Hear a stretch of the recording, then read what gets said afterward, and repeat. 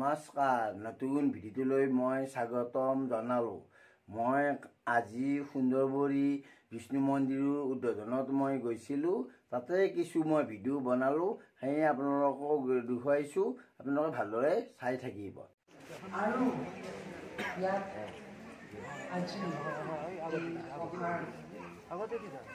সভাপতি আৰু মন্দিৰ উদ্বোধক তথা বিষ্ণু মন্দিৰ সমিতিৰ প্ৰাক্তন সভাপতি আমাৰ অতি শ্ৰদ্ধা শ্ৰীযুত পূৰ্ণৰাম কুমাৰ ডাঙৰীয়া আজি আমাৰ মাজত উপস্থিত। এটাই ভাল লাগিছে এতিয়া এইসকলৰ চেষ্টাত আমি এটা বিষ্ণু প্ৰাৰ্থনা কৰোঁতে গৰু নিৰ্মাণ আজি ওলাইছিলোঁ। কিন্তু দীৰ্ঘ 83 বছৰৰ পিছত 2019 চনত সম্পাদকৰ দায়িত্বতে হওক বা ৰাইজৰ দায়িত্বতে হওক বিপুল সঁহাৰি পাই আমি আজি উদ্বোধন কৰিবলৈ পাইছোঁ। আৰু আমি অতি আনন্দিত যে আমাৰ ইয়াত আজি ৰিণিকী বাইদেউদেৱে এই 83তম বিষ্ণু মন্দিৰটি উদ্বোধন কৰিছে। আমি বিৰাট আনন্দিত। সেয়ে এই মন্দিৰটো বনোৱাৰ সৰ্বমুঠ খৰচ হৈছে 38 লাখ টকা।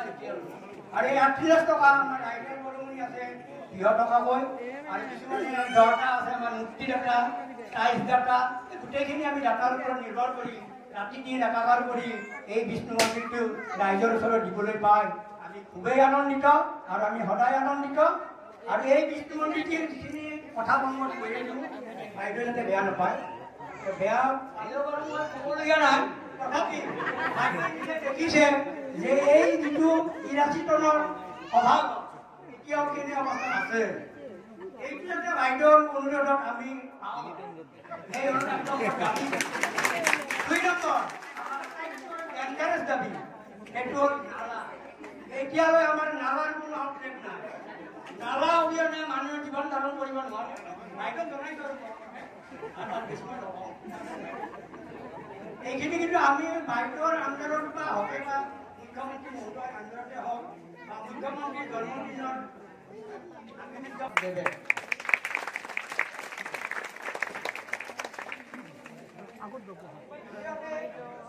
এখন শৰাইৰে সম্ভাষণ যাচিব আমাৰ এই কৰ্তা ৰবীন কুমাৰ দেৱে।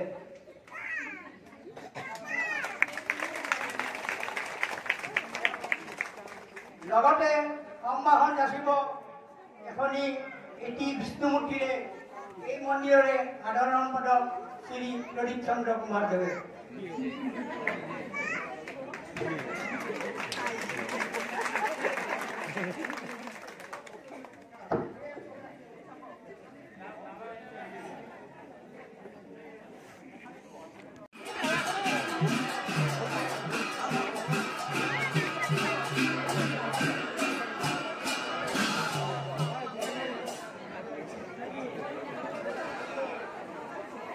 ভাল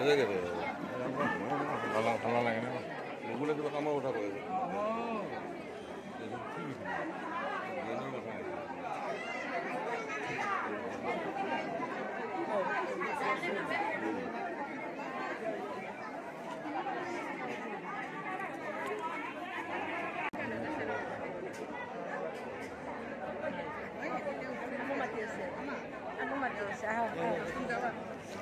মই যাওঁ